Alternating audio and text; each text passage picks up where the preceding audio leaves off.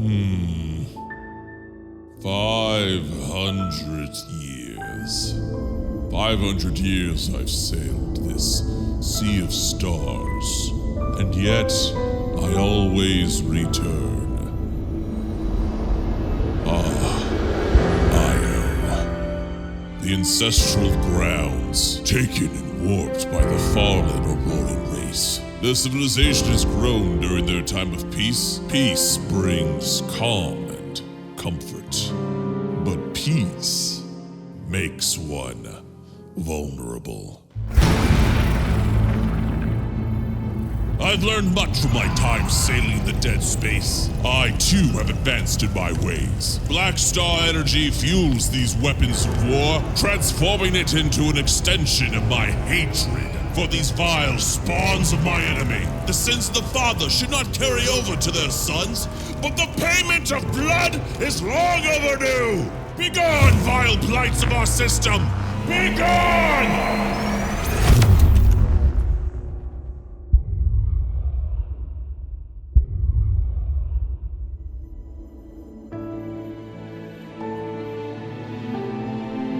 A great justice delivered this day. Balance restored to our system. A return to silence.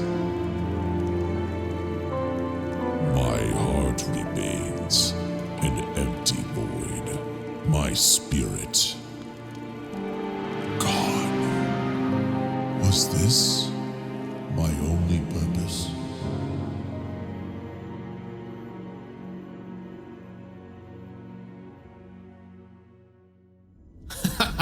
Not today, Mr. Spaceman. It's not our time.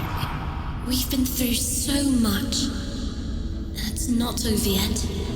We are just getting started. You are not alone. We will be by your side to share your pain. We were not born as gods. We were once you. We are still you.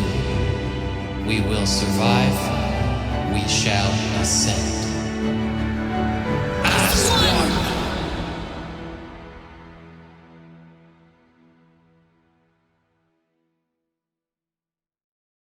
It's been over 500 years since Io became shattered from Lagos' attack, the emissary of the End fulfilling his prophetic title. And it's been over 1,000 years since the mortal races won the War of Shadows, ending our second phase. Io has become a different setting, thanks to its advancement in magics and technology. The planet itself held together by chains of energy conjured by the Deetic Veil. As Ionians desperately seeked a way to survive after Lagos' attack, they found it with the new gods of Io.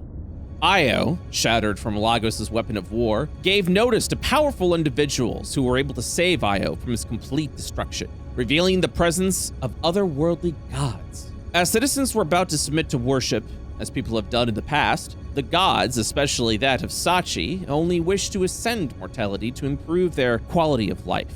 With Io's near destruction, a divine intervention was required. But with this reveal, the gods were able to introduce magic and technology that mortal races would be able to use to improve upon their own lives. Shard technology.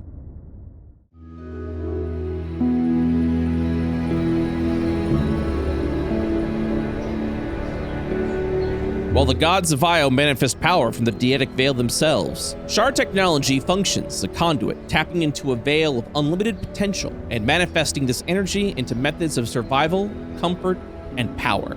Using this, magic has evolved significantly, entering Io into an age of enlightenment and technology.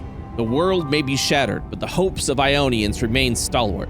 The large land masses that connect to Io's core, referred to as arcs, are the previous kingdoms of old. Several arcs that may be known to those returning to Io include Europa, the northern and southern Ishtar regions, Alabaster, Asmodia, and the seat of influence in what holds the Ionian Senate, Kathos. Each arc has a ruling power that has allowed it to maintain tradition and civilization influences, all while coming together for Io's survival and the Ionian Senate of Kathos. This has allowed, game-wise, for a new subrace of humans, each who have been influenced by the region they are a part of. Kathosian humans come from the region of diplomacy and thus are inspiring and charismatic. Alabastarian humans believe in the strength of oneself, each proficient in a different fighting style chosen in their youths. Atropian humans originate from the land of nature and hunters, most influenced by the Sentinels, an organization who fights shadow and otherworldly creatures that threaten the land of Io. The Ishtarian region have a lot of options educationally that have helped expand the minds and skills of those who have graced their halls. Northern Ishtarian humans have trained in dojos atop the mountains, enhancing their skills into both spiritual martial arts and blending into the shadows as deadly assassins. A goblin by the name of Model almost 1,000 years ago opened a school, calling it the Watcher's Academy, and its influences have remained around to this day. Southern Ishtarian humans are influenced by the plethora of magical academies that can be found around this region. The most predominant one has been the same one for almost 1,000 years, an arcane academy with benefactors and headmasters known throughout time. Aldoris Talarian, Aelys Beardthrone, and his husband, Nigel Beardthrone. Asmodia, while never able to fully recover from the Shadow Wars, survivors who remain on this arc have resistances to the Shadow Veil's influence. A tear visible in the center can be sailed through, allowing one passage to the Shadow Veil. Most people who remain here are crusaders who watch the Shadow's Gate, sounding the alarm if the Veil ever stirs. Those who do not call an arc home are simple journeymen, pilots and sailors who live upon the sea, whether water or stars. These are individuals who seek the freeing life on a ship, just like an influential pirate of over 1,000 years, Captain Cornelius Armstrong. Io has become a world where magic is what has advanced mortality's technology. Shard technology, as well as magic itself, is what forge and manifests weapons, armor, and infrastructure. There are those who continue to tap into the Deetic Veil to find more ways to manifest its power. Using energy gathered, one can transform a piece of ore into a sword, herbal ingredients into salves, or harness such power to be used as a method of barter. Those that manifest the energy can transform it into energy credits, this setting's currency, which can be transmuted into other objects if you are skilled enough. Io is a world of many settings. Parties of players will have great influence over the campaigns they wish to play in. As Io is more than a sandbox, it's an entire playground. Traditional fantasy, urban, futuristic campaigns, all possible depending on the region players want to start. Io has become a rich world with a deep history that's been in the making for over 3 years. Stories are told by a solid foundation set upon by the players, with their influence still able to weave upon the tapestry of Io's setting. Shard technology allows for a lot of freedom for the stories player characters want to tell. Especially with the new advancement in travel, our parties are able to fly or teleport across the arcs of Io, able to collaborate and communicate with other player characters of other parties. A player-based economy is possible for those that are crafty. They can exchange created armaments and supplements for energy credits. What new stories and adventures await in this brand new yet familiar world? We've barely scratched the surface.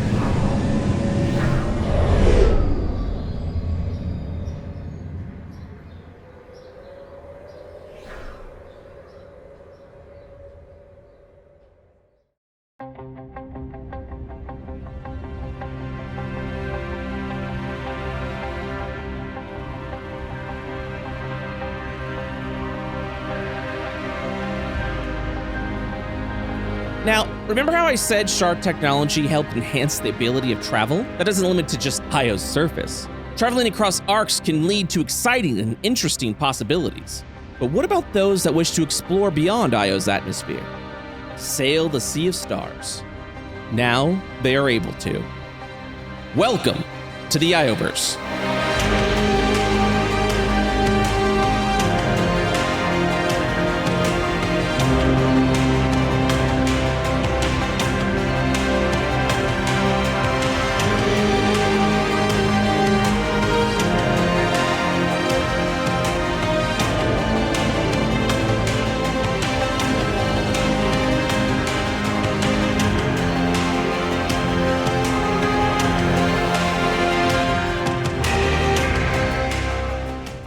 For those that have watched the lore of Phase 2, Io is based off of Jupiter's moon. In this setting, Io was once inhabited by an ancient tribal race known as the Astari, who were wiped out by an event known as the Jupiter Incident. Outside invaders, known as Aurorans, terraformed the planet, making it more familiar to what would be our planet of Earth, and has allowed their civilization to expand forth into a brand new future that would be alien even to Earth standards. But Jupiter has many moons. During the beginning of this phase, we will be focusing on 3 other moons, each with their own settings. Europa, a moon once frozen over, now a planet of water. Callisto, a hive-like planet housing the warlike insectoid race known as the Chi. And Ganymede, a planet of iron, empty and yet filled with mystery. What are the other planets outside of Jupiter's orbit? Well, it is surrounded by a phenomenon known as the dead space. The universe within the dead space houses some of the most dangerous creatures and concepts that could easily be compared to Lovecraftian horror. Only those who are most brave or most foolish sails the dead space. While there is plenty to explore and discover around Jupiter's orbit, let us focus on the 3 moons, or rather planets in this setting. We will start with the recently colonized planet of Europa.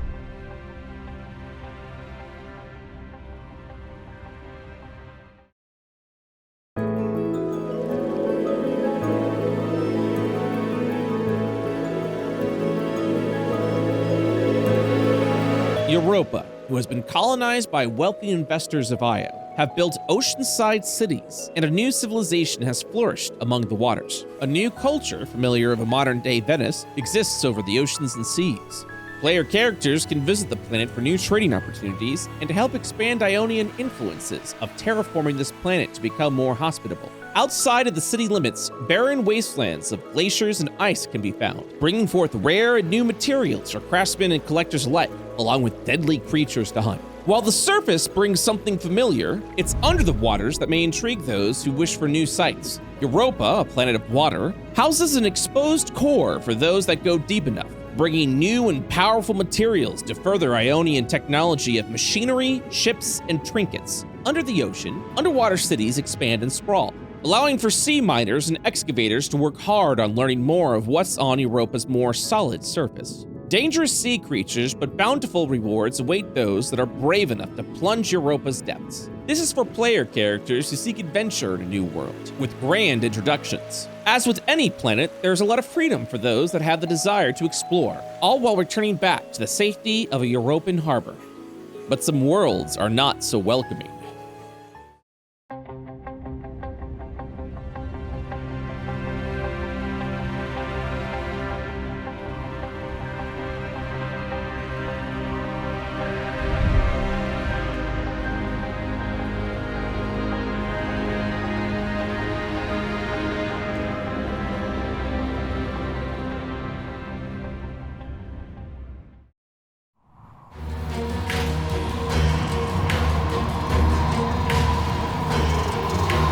Callisto.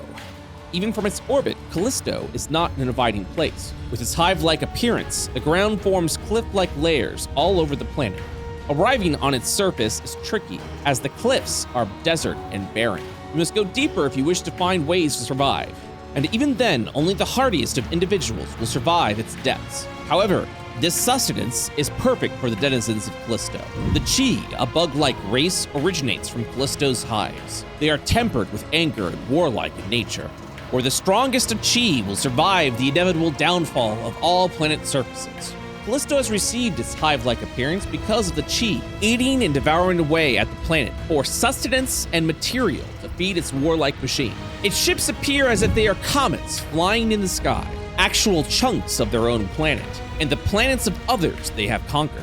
With Ionians now exploring the Sea of Stars outside of their own boundaries, the Chi have taken this aggression as a declaration of war. It is unfortunate to the Chi, yet fortunate to Ionians and Europans, that the Chi's spacefaring technology has not advanced far enough yet to send a battalion of Chi hive ships to Io, finishing the planet once and for all. While the surface of Callisto and even the cliffside bases are left almost barren, in the depths of the caves underground, the Chi war machine continues to build within the protection of Chi architecture. Always ready for battle, the Chi are immediately born from their larva state, fully grown, and given a weapon, all ready for battle. Adventurers who seek glorious combat would find Callisto offers nothing but. Ionians have not successfully colonized Callisto, nor is there any desire to do so. Ancient Chi artifacts can be unearthed from this planet, but more than likely it'll have to be after an entire swarm of Chi spearbearers are slain. While Callisto is a forefront danger to any that would tread upon its surface, there are some areas that are more unknown and yet insidious in nature.